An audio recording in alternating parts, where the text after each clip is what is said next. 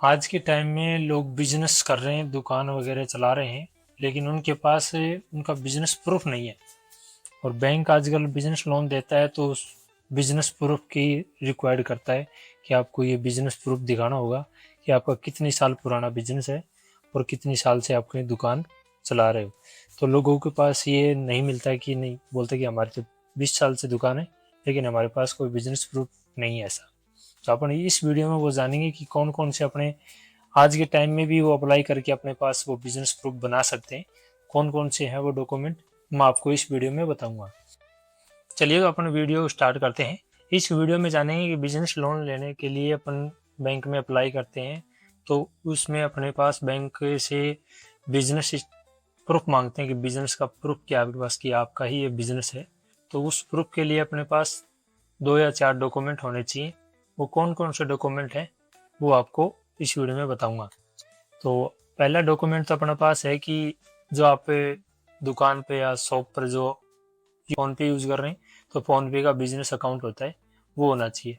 जैसे फ़ोन पे की तरह होता है ना बिजनेस अकाउंट, तो वो होना चाहिए। उस पे आपको पेमेंट लेना है और उसको मेंटेन रखना है। दूसरा होना चाहिए अपने पास एमएसएमई उद्यम आधार रजिस्ट्रेशन, जो अपने को उस दुकान के नाम से रजिस्टर्ड होगा कि। और इसको क्या है कि लोग गलती करते हैं, बहुत से लोगों को मैंने बनवा भी दिया, लेकिन वो क्या करते हैं, एक बार बना दिया और उसको छोड़ देते हैं बना के। लेकिन ये आपको 1 साल की वैलिडिटी होती है इसकी। 1 साल से आपको रिन्यू करवाना होता है।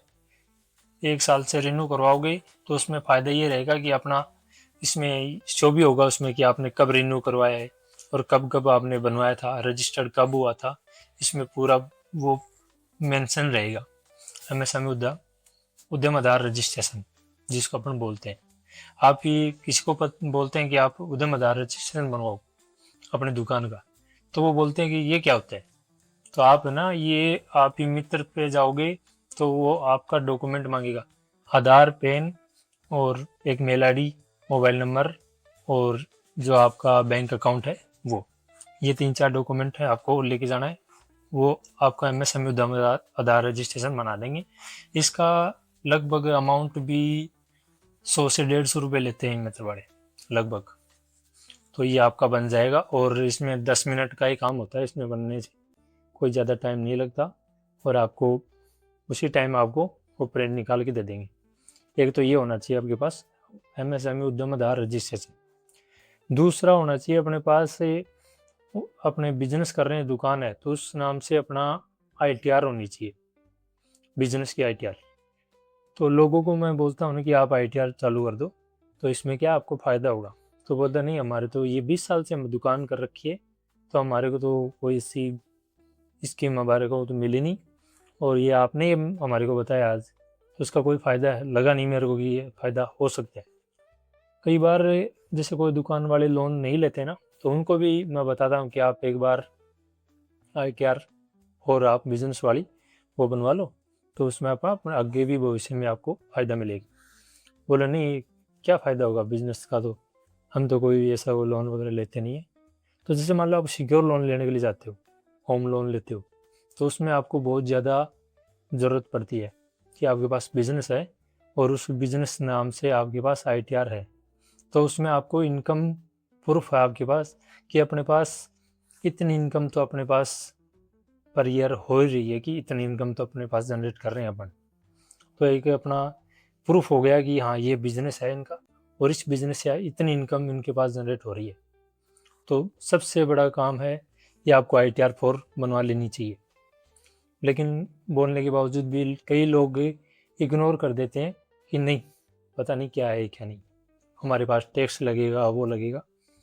कोई टैक्स वगैरह कुछ नहीं लगता। एक अपने पास मेंशन हो जाता है कि हाँ इतनी इनकम अपने पास हो रही है, ये अपने बिजनेस प्रूफ हो गया एक एक तरह का। और एक अपने पास जैसे कोई खाने पीने की दुकान वगैरह है या कोई रेस्टोरेंट वगैरह है, तो वो भी कई बार अप्लाई करते हैं, तो उनके पास से ज़्यादातर फसाई वाला जो लाइसेंस मांगा जाता है वो अवेलेबल नहीं होता। तो मैं रिक्वेस्ट करूँगा कि जो खाने पीने की दुकान है जैसे ओपन कर रहे हैं ना, तो उसमें तो जैसे आपने ओपन की उसी टाइम से आपको ये फसाई वाला लाइसेंस ले लेना चाहिए। कई लोगों के पास ये रिन्यू नहीं करवाते हैं, जैसे उनके पास है तो ये 5 साल 3 साल की वैलिडिटी होती है, उसके बाद वो भूल जाते हैं कि हाँ अपने पास कोई लाइसेंस भी था। वो ही रखते हैं जैसे पहले बनाया था। उसको भी वैलिडेट रखना ज़रूरी है कि अपने पास उसकी भी देखभाल करनी है कि हाँ ये वैलिडेट है कि नहीं, उसको भी देखना ज़रूरी है।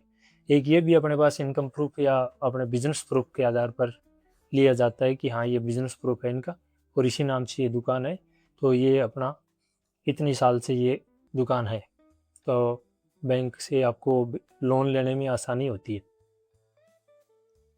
और मैंने इस वीडियो में पूरी समझाने की कोशिश करी है कि आपके पास बिजनेस से प्रूफ भी क्या होना चाहिए और इनकम प्रूफ क्या होना चाहिए। तो मैंने एक या दो बात मैंने बताई है, वो शायद मेरे को लग रहा है कि आप समझ गए होंगे। नहीं समझे तो आप कमेंट में लिखना कि ये प्रॉब्लम आ रही है।